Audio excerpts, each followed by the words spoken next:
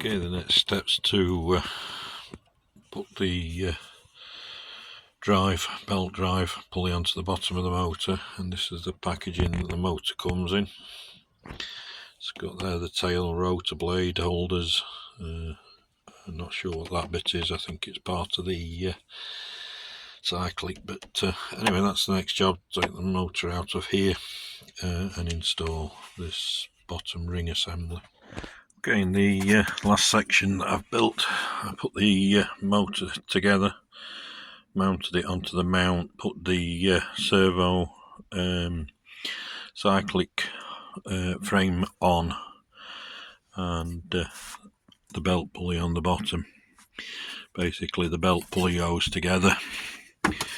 Here's to show you in the manual. So we built the belt pulley up, screwed it onto the bottom of the motor, then put on the motor mount, dropped all this into the Heli. I actually built this outside, it's showing you here to build it, but I built all this outside and then placed it in, as you can see it now. So this whole unit just slid in, and then it is fastened down on the two at the front, two at the back, and then there's 3 bolts there, and there's one down underneath here. That holds the servo mount to the main frame, motor frame. Then you put the 2 bolts in there, 2 bolts in there, and these bolt holes will be for the motor protection mount or guard. So fortunately I got a little bit ahead of myself and really should have done a video of that out, but I was enjoying putting it together that much that I forgot to film basically. But anyway, so you get the idea from the manual. Nothing difficult. Don't forget, this is my first time I built a RC Heli, and I'm probably an hour and a half into the build now, but nothing difficult. Everything's gone together lovely. I keep referring back also to one video on YouTube from West Island Hobby RC, I think it is, the Heli guy there on YouTube. He did a great series on a build, so I am referring back to that just to cross check that I'm alright. But on the whole, I don't feel there's a need.